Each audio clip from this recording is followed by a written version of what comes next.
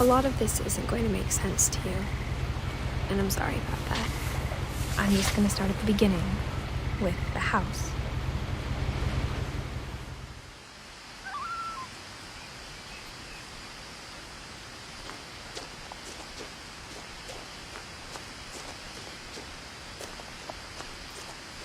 My brother Milton disappeared when I was 4.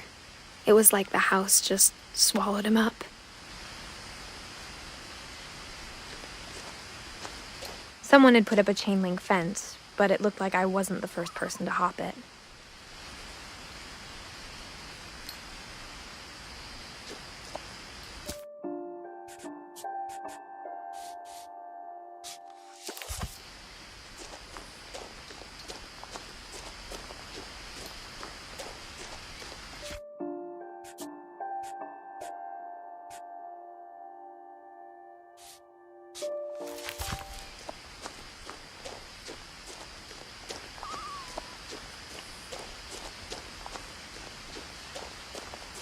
I lived here until I was 11, but I wasn't allowed inside half the rooms.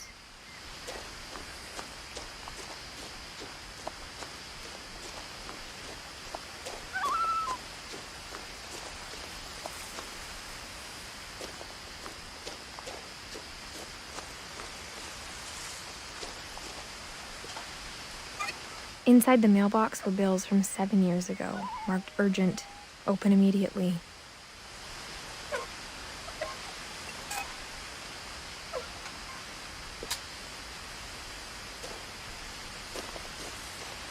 I hadn't been back since my brother Lewis's funeral.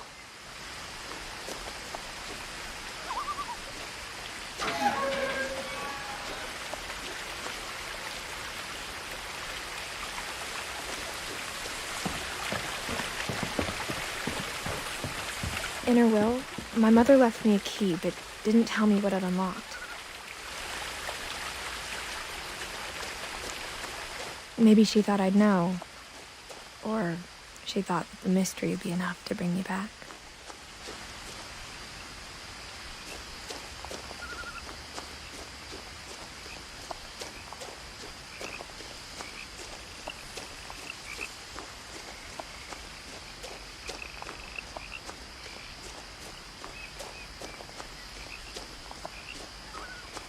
No one had driven this way in a long time, but I saw a few hoof prints.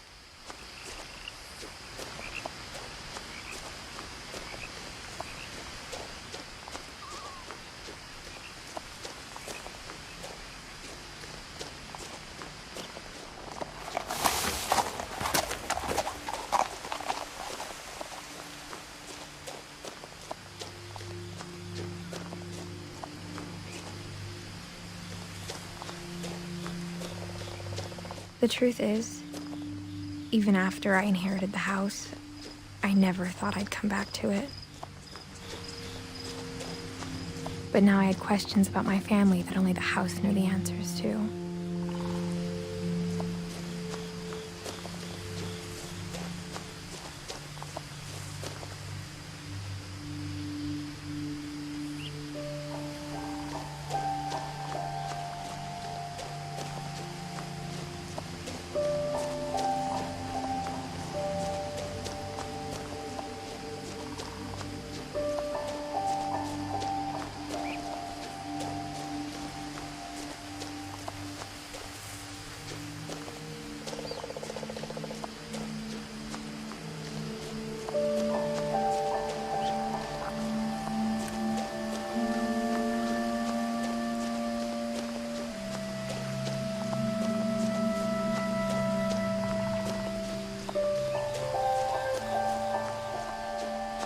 The woods around the house have always been uncomfortably silent.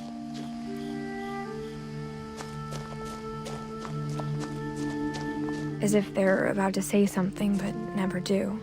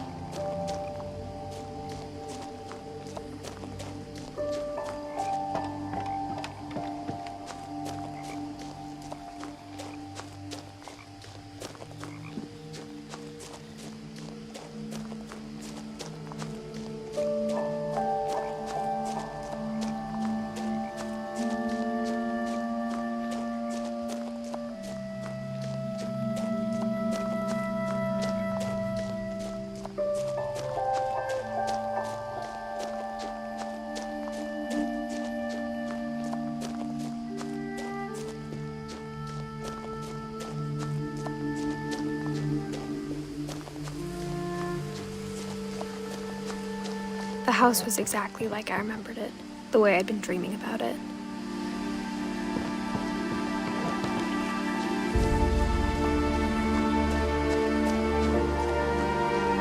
I asked Edie once about the dragon in the pond.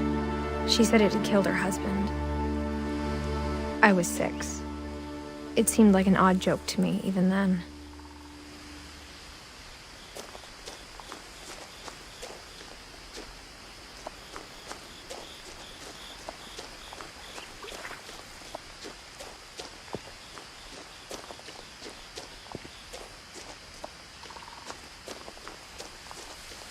As a child, the house made me uncomfortable in a way I couldn't put into words.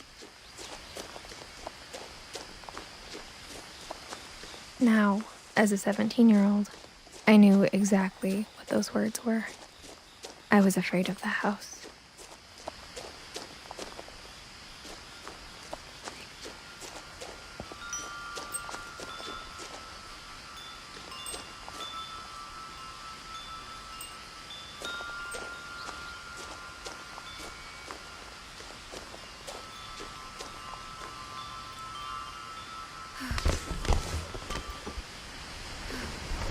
Crawling through the doggy door used to be a lot easier when I was 11.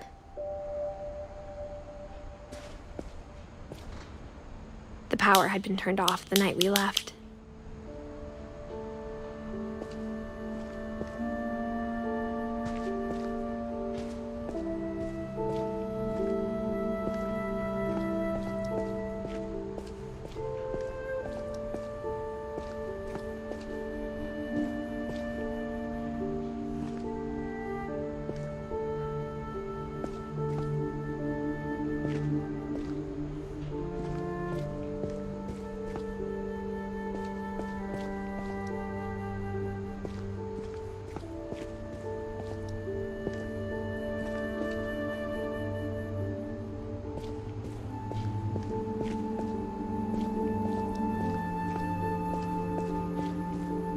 For the first time in years, I felt like I was home.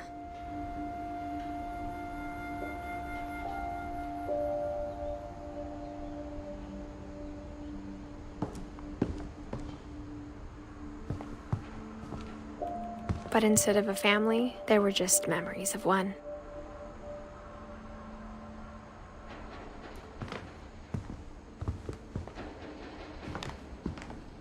Like how after Louis started working at the cannery, we all got sick of eating salmon.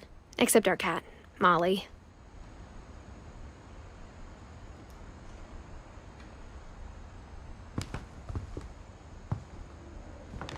Or how only one restaurant would deliver to our house, so we had Chinese a lot.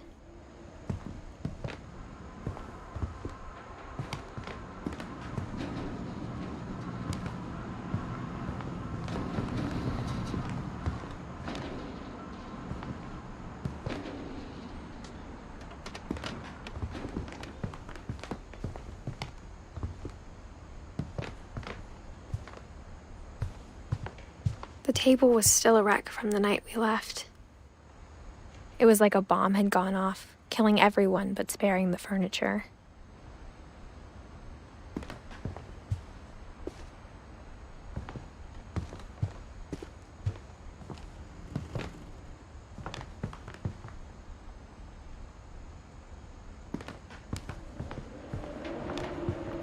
My mom was the only one of us who could imagine Great-Grandma Edie living in a nursing home.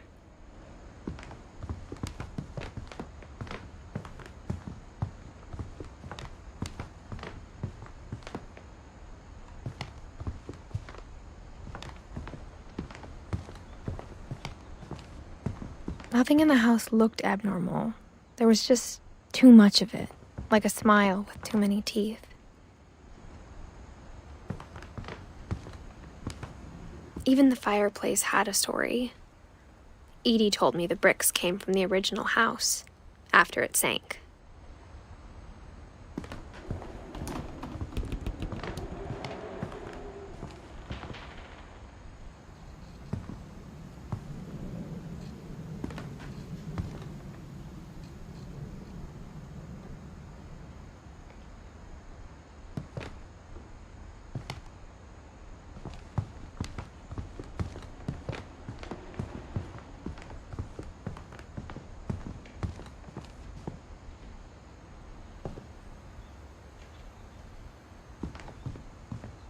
Mom always told me to stay out of the basement, so I wasn't too surprised when the key didn't fit.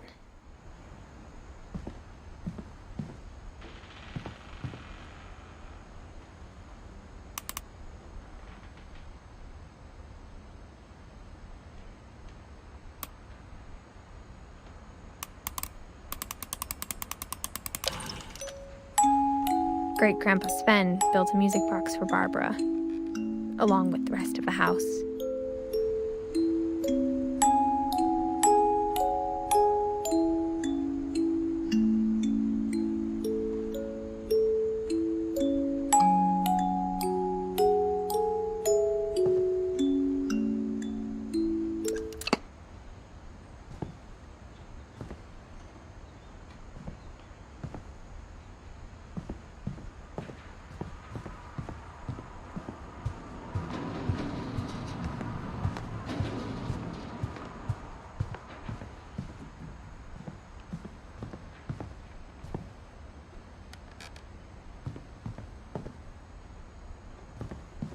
My mom wasn't much of an optimist, but she never stopped believing that my brother Milton was alive. A lot of things got left behind in the whirlwind of that last night.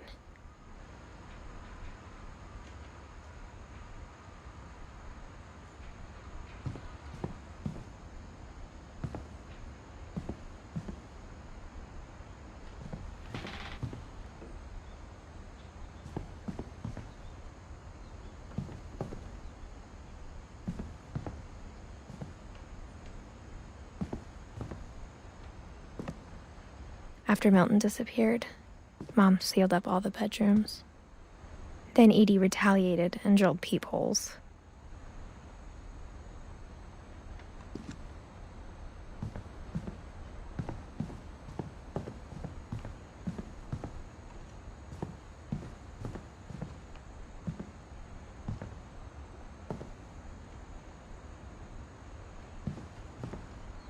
I spent a lot of time playing in Great Uncle Walter's room.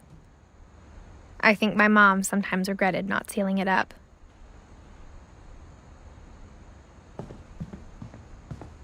Louis told me there were secret passages, but I never believed him.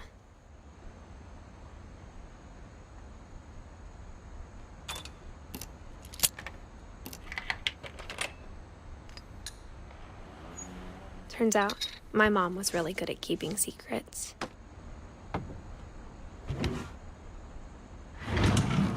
Now it was time to find out what my mom had been afraid of.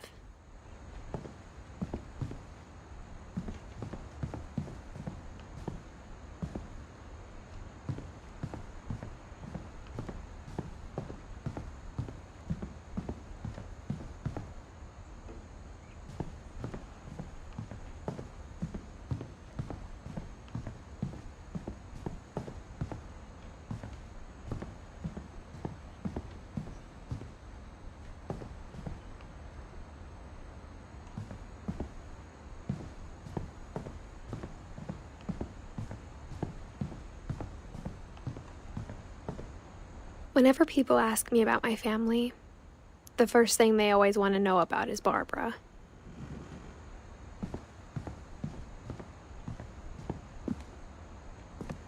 Mom must have locked the third floor stairs on the night we left.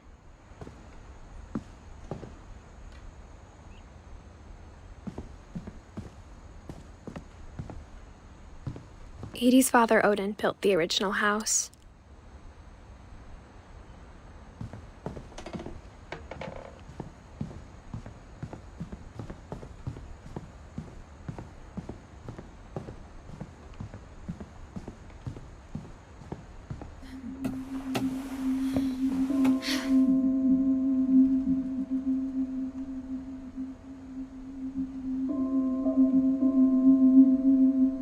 Reading this, maybe it sounds like I had a plan.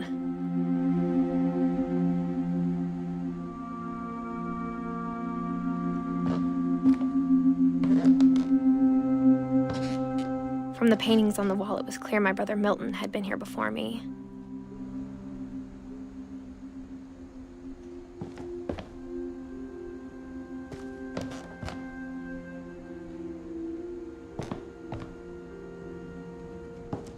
but I had no idea what was behind that door.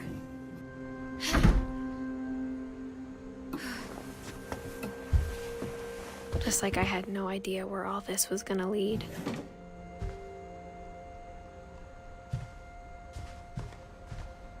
I grew up looking at Molly's room through the peephole. Being inside for the first time, I felt like I'd stepped behind a painting.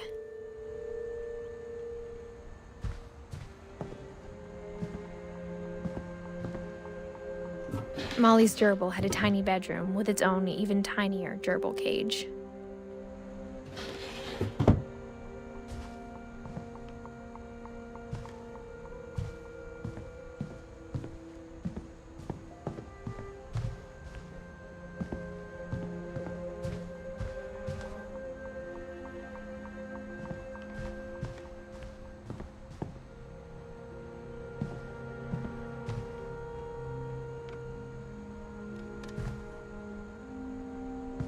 I got the sense Edie had spent a lot of time here, before my mom sealed the doors.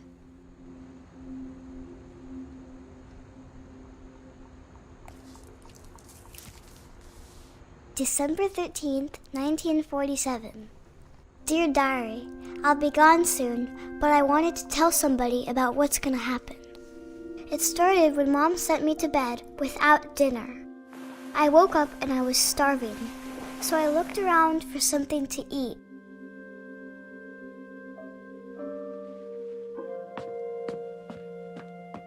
The gerbil food was dry, but I didn't mind it.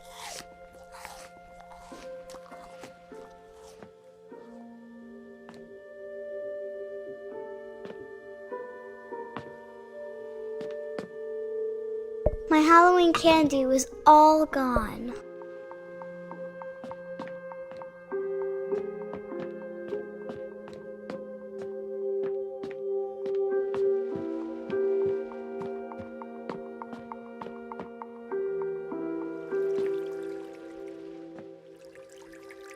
I thought about eating Christopher, but I held back.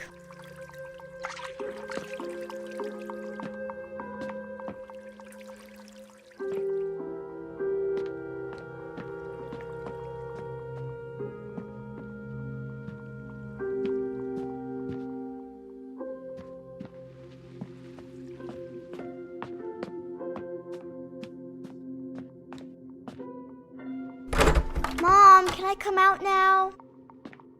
Sweetheart, it's late. Go to sleep.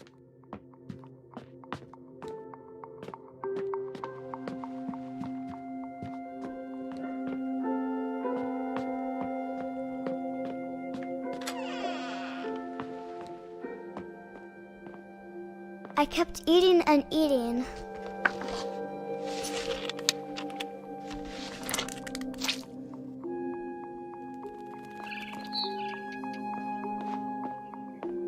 I ate a lot of things that night.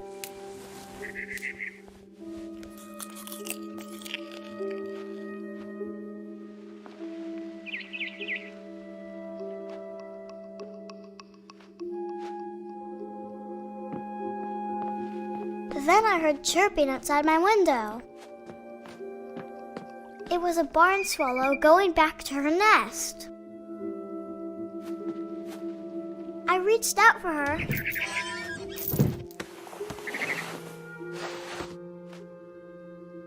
And suddenly, I was a cat.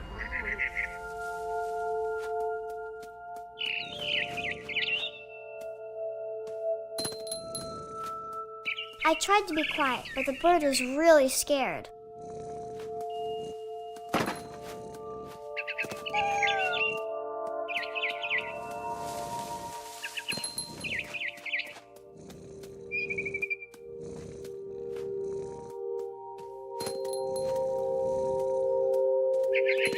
Mom and Dad didn't even look at me.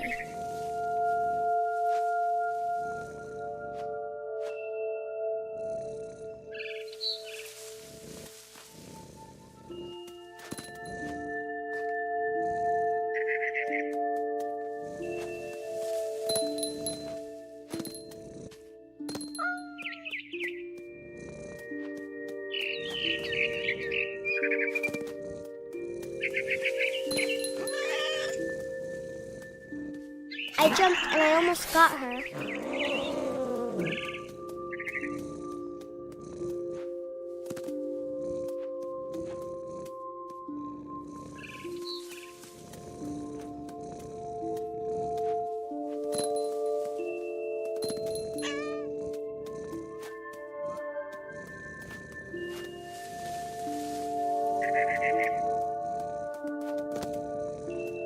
I could tell she was getting really tired.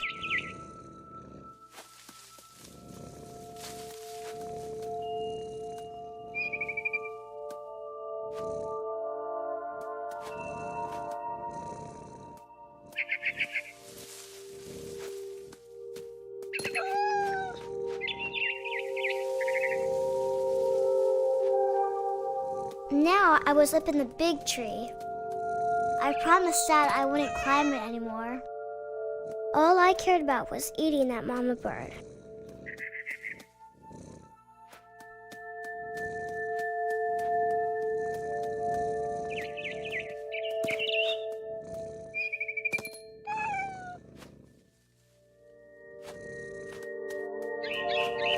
I gobbled her up. And suddenly, I was an owl. First, all I heard was the wind. Then I heard little teeth nibbling in the grass.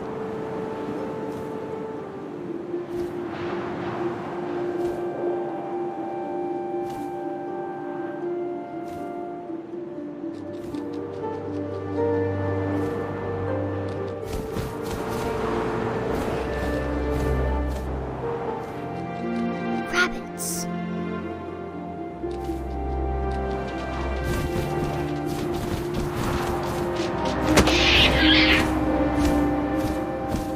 I imagined his face looking up and seeing mine through my talons. I swallowed him up, and I didn't chew one bit. Then I flew off to find something bigger.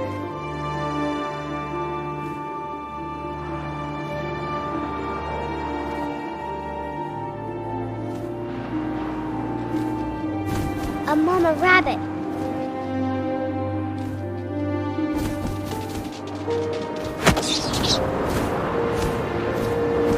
She was almost too big to carry. I started choking, but I couldn't stop eating.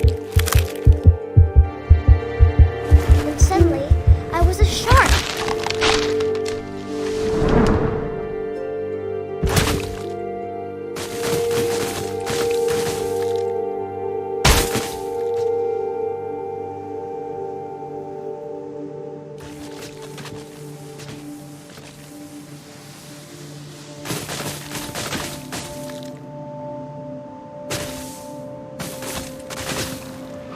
I rolled off a cliff and into the ocean.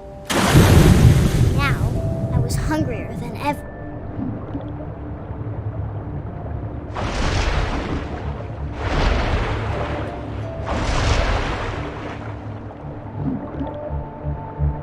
I wanted fat, juicy seals.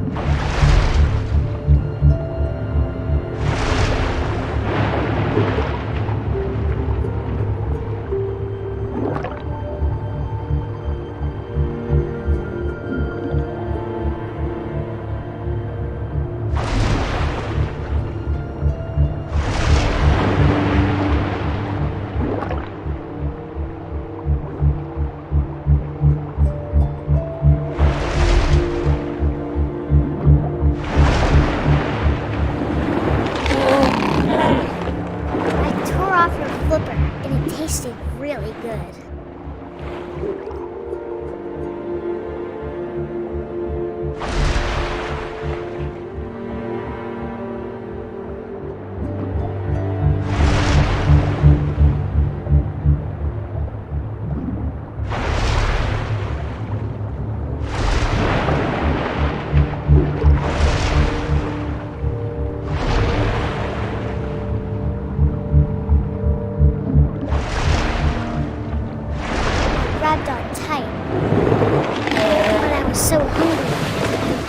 of the water. When I opened my eyes, everything had changed.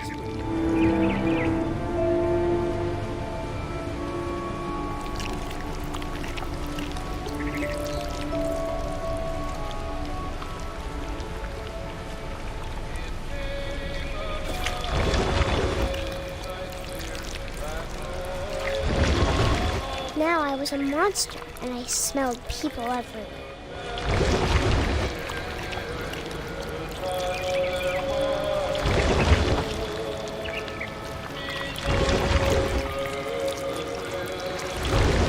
I was big, but I moved real quiet.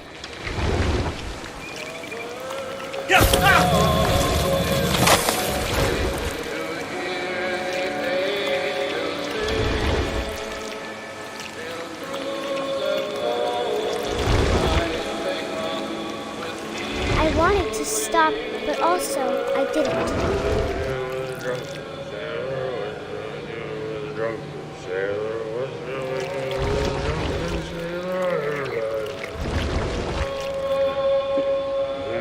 Belly with a rusty razor, his belly with a rusty razor, his belly with a rusty razor.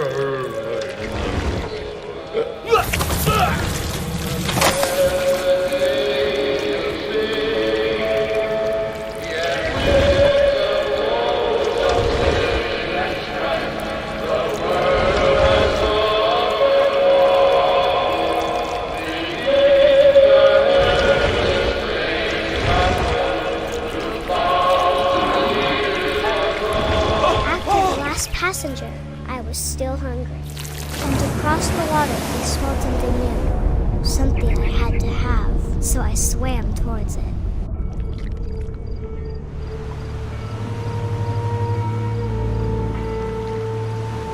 I slithered onto the sand, and the good smell went into an old pipe.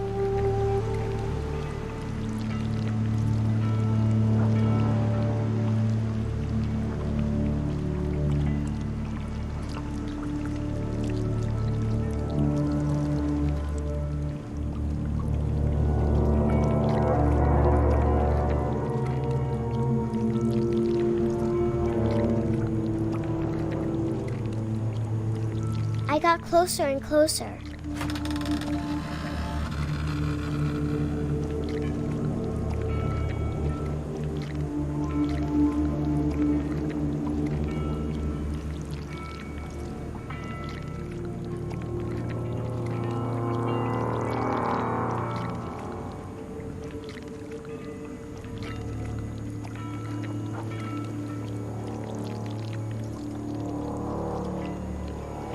All of my stomach started growling.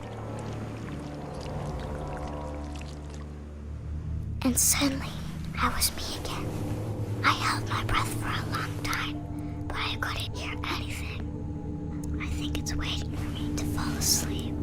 But it's not going to wait much longer. It needs to feed, and we both know I will be delicious.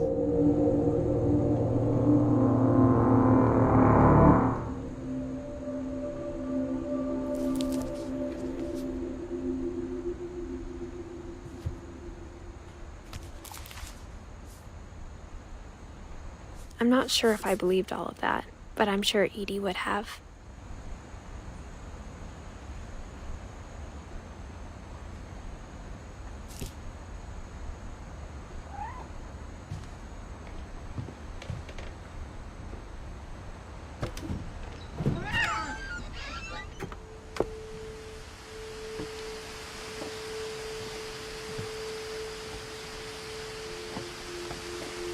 This will be obvious later, but my mom never told me any of these stories. Edie would have, but Mom didn't like bringing up the past. Though, when we adopted a stray kitten, she was the one who named it Molly.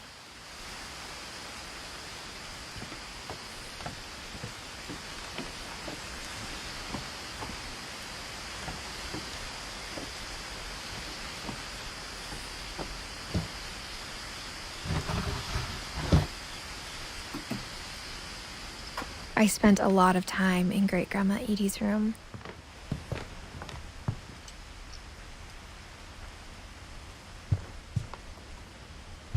Louis died a week before we left, but Edie had already started to memorialize him.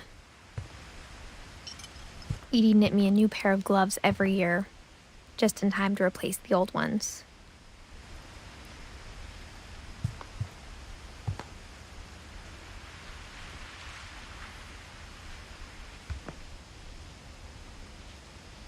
Her room was like a museum.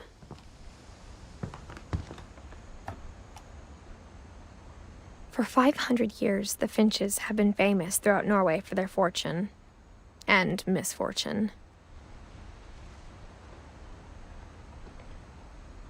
Odin Finch buries the latest victims of the family curse, his wife Ingeborg and their newborn son, Johan. On January 7th, 1937, he set sail with his family and his house, hoping to leave the curse behind. But 40-foot waves off the coast of Washington send the house and Odin to the bottom of the sea. Odin's daughter Edie, with husband Sven and baby Molly, step ashore on their new home, Orcas Island. Odin Finch is the first to be buried in the new family cemetery. His daughter Edie is already dreaming of a new Finch house.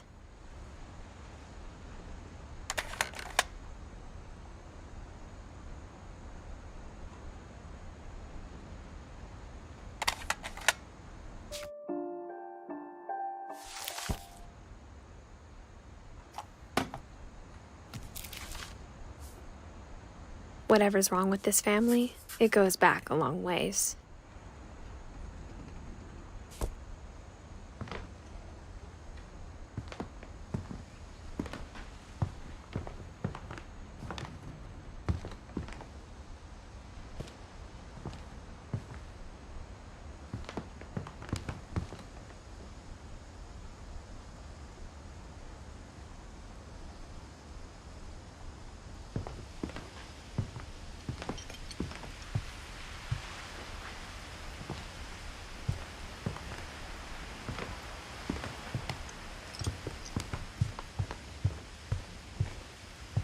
Edie gave a big interview about a mole man living under the Finch house.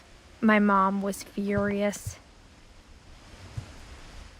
I hadn't thought of myself as Edith Jr. for a long, long time.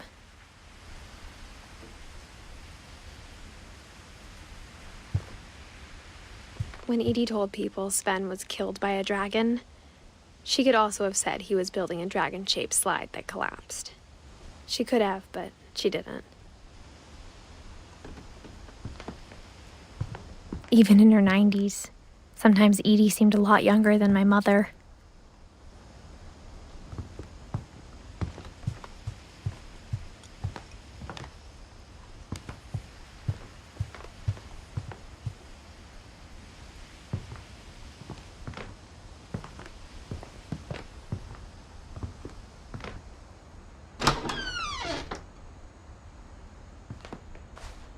The only trace Grandpa Sam's first wife, Kay, left on the house was the pink bathroom. It was a pretty big trace.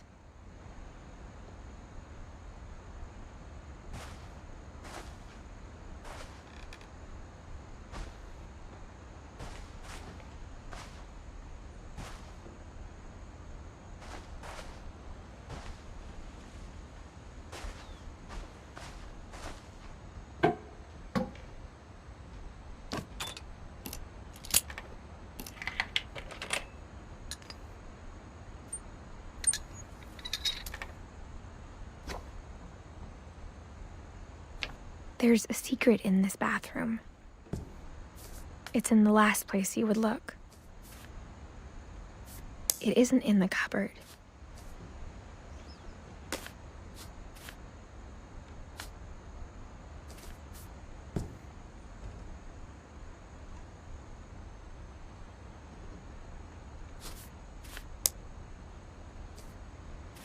It's hidden in this book.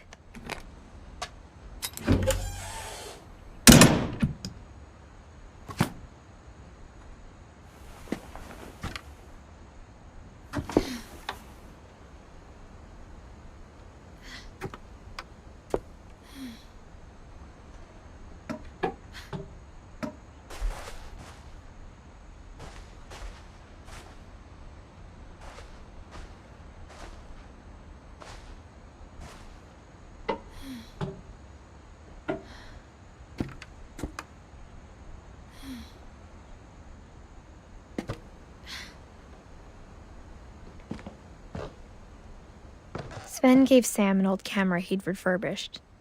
He never put it down.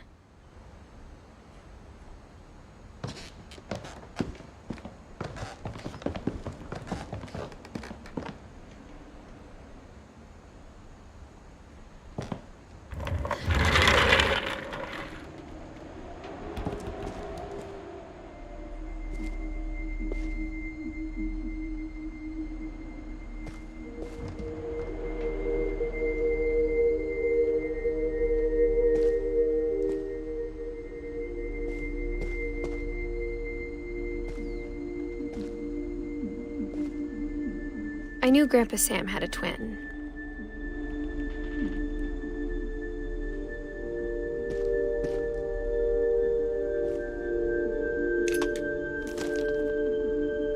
And that he never talked about him.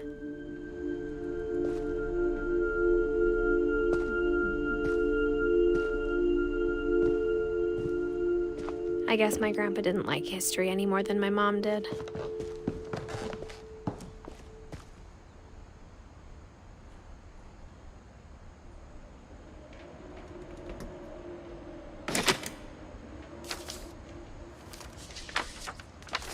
How I Want to Remember My Brother by Sam Finch.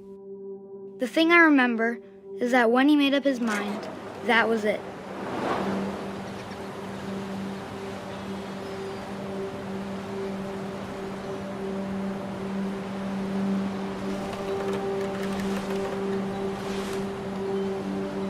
My brother said he'd die before he ate another mushroom, and he did. At Barbara's funeral, we swore we'd never be afraid again, and he wasn't. I think Calvin always wanted to fly. Sam! Calvin! Dinner's ready! Coming! But that day, he finally made up his mind to do it. I told him going around was impossible. Maybe if I hadn't said that. Calvin! I'm not gonna tell you again! Maybe if the wind hadn't picked up. Then maybe he'd still be here. But I doubt it. I think he'd already made up his mind. That's what I want to remember about my brother.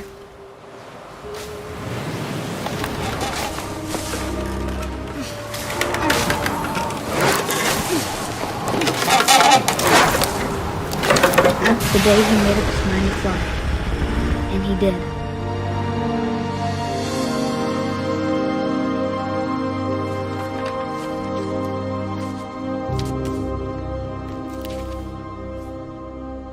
Calvin's story felt strangely familiar. When I was younger, I remember trying to do the exact same thing.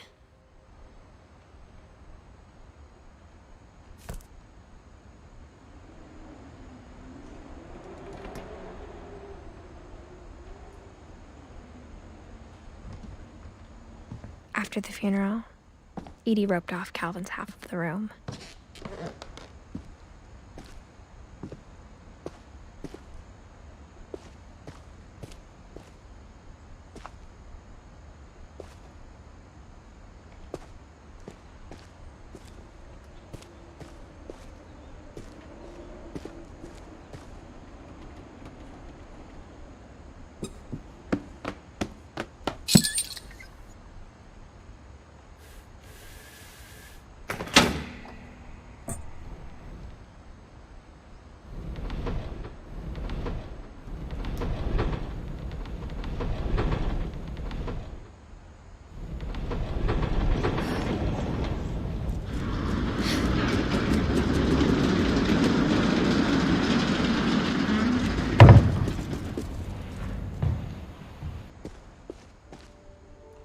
The passages were a pretty tight fit.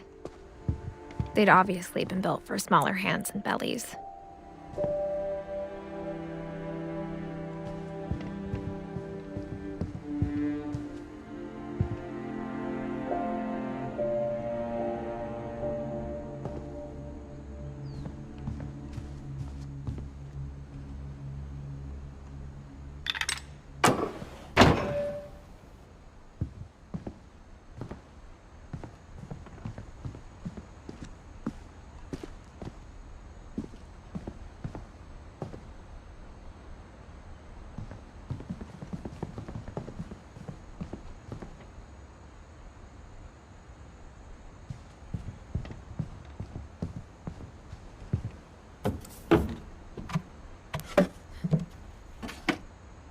Growing up, I always thought of Barbara as a child star.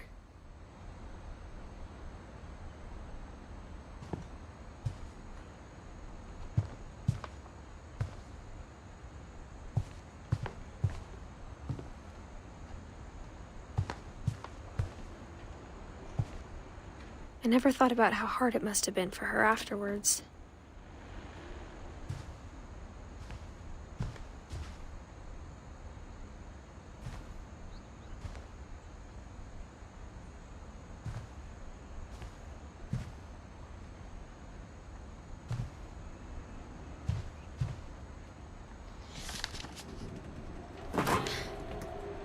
Of all the stories people wrote about Barbara's death, I'm surprised Edie saved this one.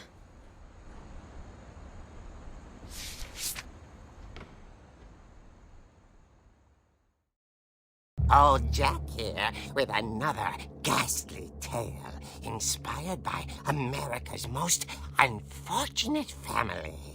I'm calling it The Surprise Ending of Barbara Finch. As a child star, Barbara was famous for her scream.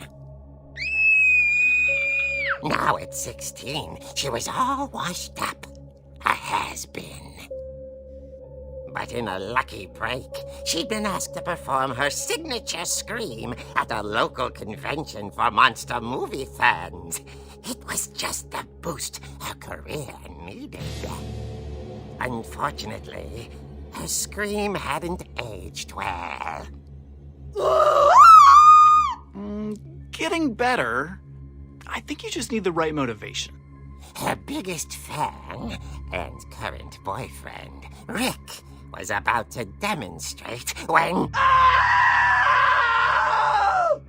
Now that was a great scream. It was Barbara's father, Sven. He'd slipped into a table saw and had to be rushed to the emergency room. So Barbara got stuck babysitting her youngest brother, Walter. Her convention comeback was canceled. Okay, I'm hearing frustration, but I'm not hearing terror. What if I tried... A gang of hoodlums in Halloween masks have been terrorizing Orcas Island tonight. Police are urging residents to... That came from the basement. You're right! Also, I loved your delivery on that. Why is your basement door locked? Because my dad likes making puzzles and secret passages. There's a key hidden in the music box. The secret is to keep winding and winding until finally the key pops out. Thanks, babe. I'll be back in a sec. 20 minutes later, Rick hadn't returned. So Barbara went to look for him, right on cue. She reached for the music box. And as she wound the key, she listened for Rick, but the house was silent.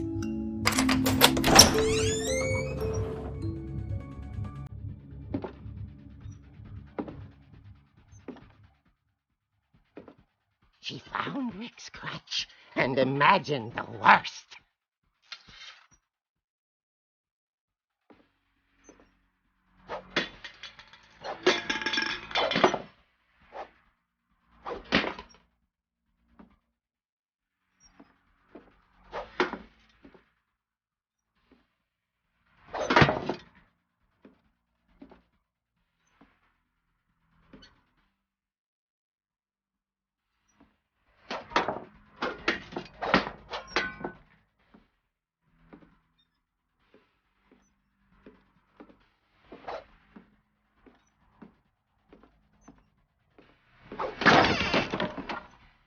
The gang's leader is the infamous Hookman Killer, Dr. Carl Hamill, who impaled and then ate his family 10 years ago tonight.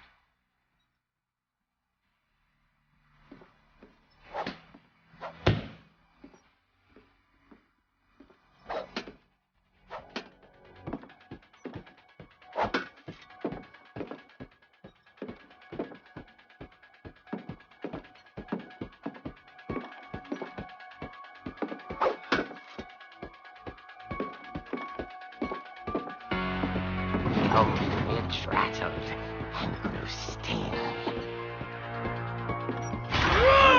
Oh dear! Oh! Rick? Barb, relax. I was just trying to scare you to help you find your scream. Well, I'm not scared, Rick. I'm furious. Then act furious. All I'm getting from you now is that you're hurt and confused and She threw him out, but she kept a little something to remember him by. Barb, have you seen my other crutch? And she was still holding it when she fell asleep watching the Late Late Picture Show. Hours later... Barbara! Walter, what's going on up there? Ah! Okay, I'm coming up, but if this is a trick, you're dead, Walter.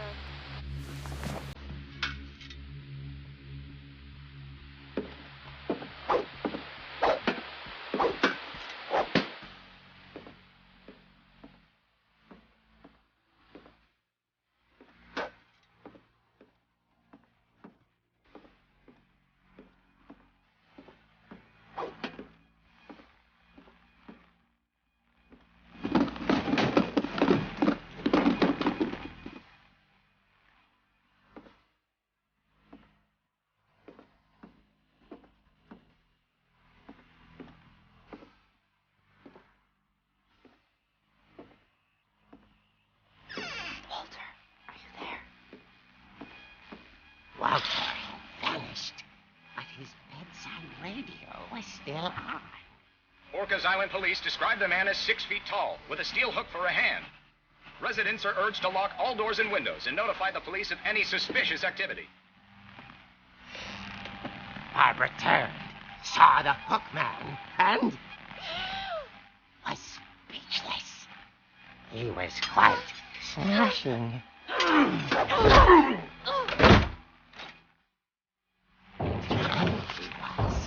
He couldn't get enough of Barbara. Okay, Barbara, there's gotta be another way out of here.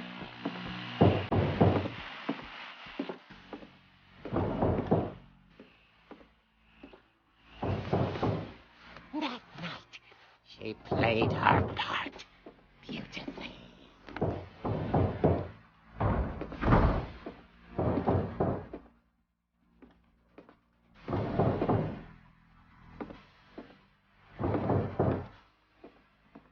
She thought about abandoning Walter, but just couldn't do it.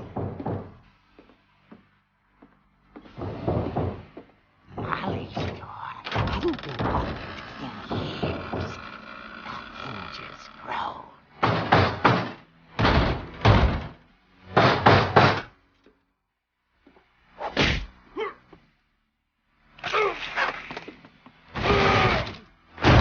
He wasn't moving, but she sensed the story might not be over yet.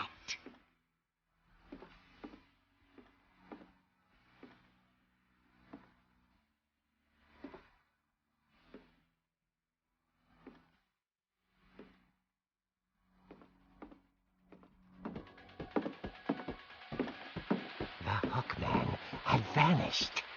She listened for his breathing, but all she heard was...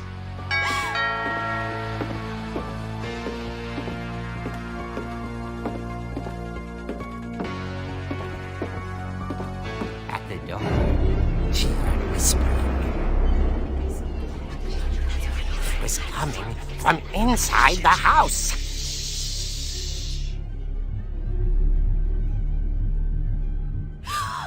Oh dear. The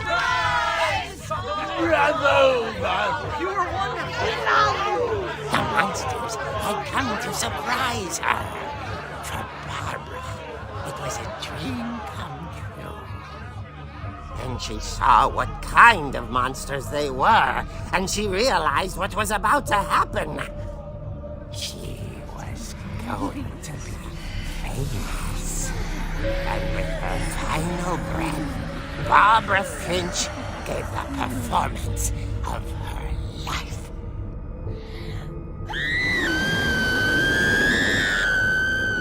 I wasn't there myself, but I hear Barbara was magnificent. Poor girl. She had a taste for stardom. But unfortunately, so did her fans. Of course, the police blamed it all on poor Rick, who disappeared the same night. And little Walter?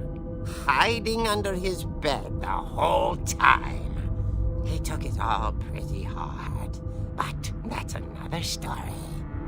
As for Barbara, tucked inside the music box is all they ever found of her.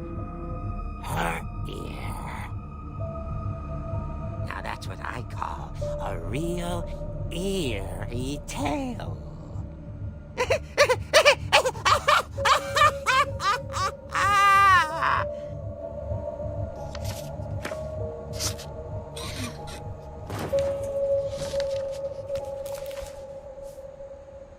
Edie told me all Barbara wanted was to be remembered, as absurd as that comic was.